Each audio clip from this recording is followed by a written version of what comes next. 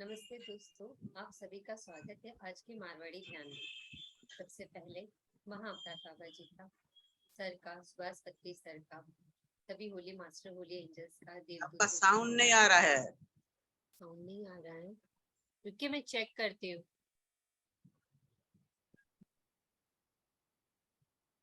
राम राम, नमस्ते। राम राम, नमस्ते। अभी मेरा साउंड आ रहा है क्या कि अभी भी नहीं?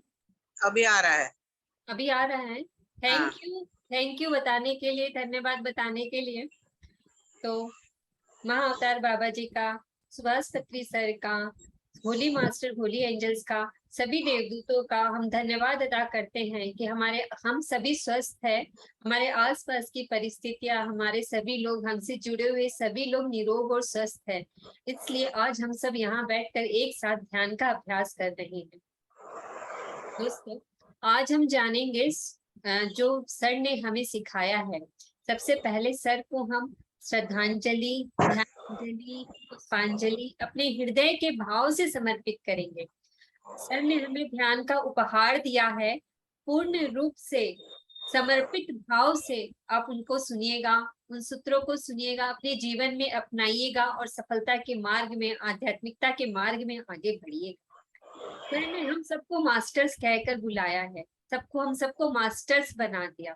तो मास्टर्स के लिए कुछ सिद्धांत, कुछ चीजें उन्होंने हमें बताई है, जिस मार्ग पर हमें चलना है और चलकर आगे बढ़ना है। वो सारी चीजें हमारे लिए ही है। उनको जियो, जी कर समर्पण भाव से उनको अनुभव कीजिए। जब वो दिल से आप अनुभव करेंगे ना, उनको ना ही याद करना पड़ेगा, ना ही बार बार उसका अभ्यास हमें करना पड़ेगा। जब हम अभ्यास करेंगे, हमारे सबकॉन्शियस माइंड तक वो सूत्र बैठ जाएंगे कि हमें करना क्या है। और हमेशा ध्यान रखिए, मास्टर है हम सभी। मास्टर यानी कि खुद के गुरु है, खुद खुद हमारे अंदर एक मास्टर है, तो उसको पहचानिए और उसको आगे बढ़िए। तो सबसे पहला जो सूत्र है हमारा, वो है आनापानसति विधि से ध्यान करना और दूसरों को ध्यान सिखाना। बहुत सुंदर, ना कोई मंत्र, ना कोई जप, ना कोई मूर्ति पूजा। सांसों का आना और सांसों का बाहर जाना। जब तक सांस है तब तक मैं हूं, और सांस नहीं तो मैं भी नहीं। बहुत बाहर घूम लिए, बहुत बाहर देख लिए। सबसे पहला सूत्र उन्होंने हमें बताया है, सांस का आना, सांस का जाना ही ये जो विधि है, इसे अनुभव करें और दूसरों को भी सिखाएं। आज ये जो माध्यम है जिससे मैं आपसे जुड़ी हुई हूँ, तो ये माध्यम है आप तक पहुंचाने का, और करोड़ों लोगों तक मेरी बात पहुंच रही है कि अंदर सांसों का आना और सांसों का जाना, इसी से हमें जुड़कर रहना है। दोस्तों, जब हम जुड़ते हैं ना, बहुत सारी चीजें सॉल्व हो जाती है। जहां हम इससे हटते हैं, अवेयरनेस हटती है, तो बहुत कुछ घटित होता है। तो धीरे धीरे अभ्यास से आपको समझ पाओगे कि क्या होता है।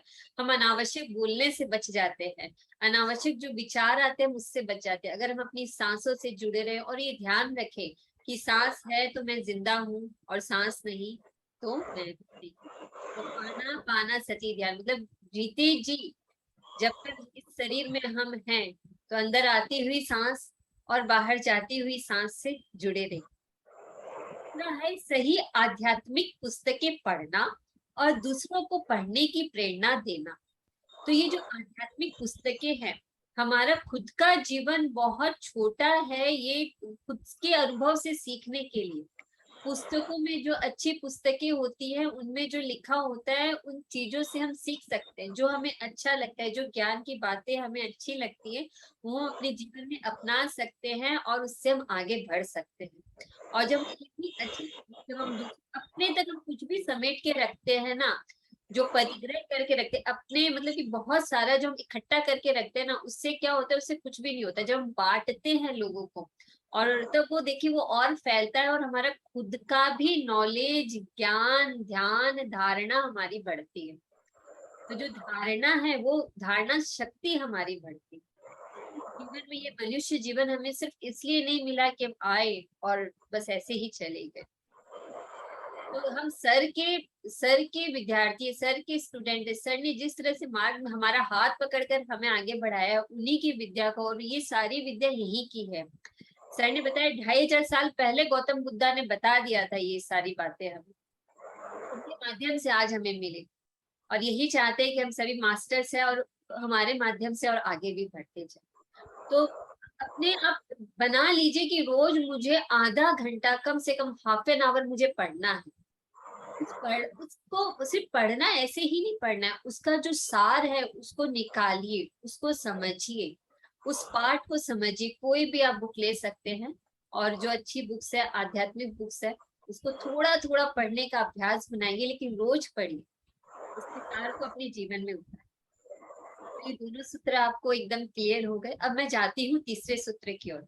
अपने ध्यान अनुभव साधकों के साथ साझा करना। दोस्तों, हम सबकी लाइफस्टाइल अलग है, हम सबकी दिनचर्या, हमारी दैनिक दिनचर्या अलग अलग है, सबका रूटीन अलग अलग। तो कई लोग जब ध्यान में बैठते हैं, उनकी जर्नी, हम सब अलग अलग जर्नी करते आए हैं। तो किसी का ध्यान, या कोई अपने आप से, सहज शब्दों में कहना चाहूँ तो कोई अपने आप से तुरंत से जुड़ जाता है, और किसी को समय लगता है, किसी के अंदर विचार ज्यादा आते हैं। क्यों? क्योंकि हम जो करते आ रहे हैं उसके साथ बैठना, तो धीरे धीरे ये चीजें जुड़ती जाती है। तो किसी का, कोई अपने साथ जल्दी जुड़ जाता है, कोई धीरे से जुड़ता है।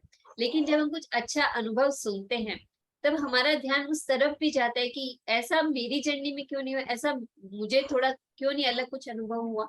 तो फिर हमारा ध्यान और लगता है, नहीं वो कर सकता है तो मैं भी और गहराई से कर सकती हूँ।